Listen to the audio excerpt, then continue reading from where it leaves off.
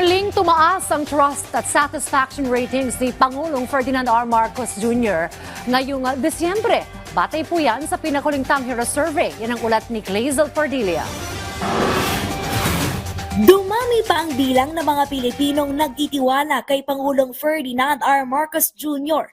Ayon sa pinakabagong Tanghero Survey, sumampa sa 60.1% ang trust ratings ng punong ehekutibo ngayong Disyembre mula sa 59.6% noong Nobyembre. Nadagdagan din ng mga Pilipinong nagsabing kontento sa pamumuno ng presidente mula sa 47.3%, bahagyang umangat sa 47.9% ang satisfaction rate ni Pangulong Marcos.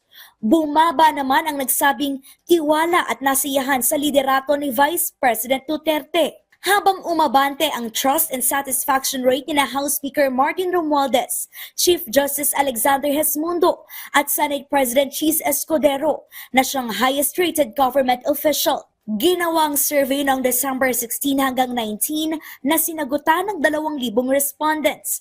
Kung ang fresh graduate na si Arvin ang tatanungin, lalo pang tataas ang kumpiyansa sa mga pinuno ng pamahalaan kung matutugunan ang job mismatch. Information system ang tinapos niya, pero service crew sa isang fast food chain ang nakuhang trabaho. Related sa course ko yung magiging trabaho ko next year, nakailan interview ko. Pero kinuha ko na lang kasi marami kami mga candidates na naglalaban-laban sa trabaho. Kaya sana, makakreate na maraming trabaho related dun sa course na mga tinatapos na mga estudyante. Christmas wish naman ng ilan sa mga pinuno ng gobyerno. Sana bumaba ang bigas. Taasan niya yung mga sweldo ng mga tao. Mawala ang mga street children.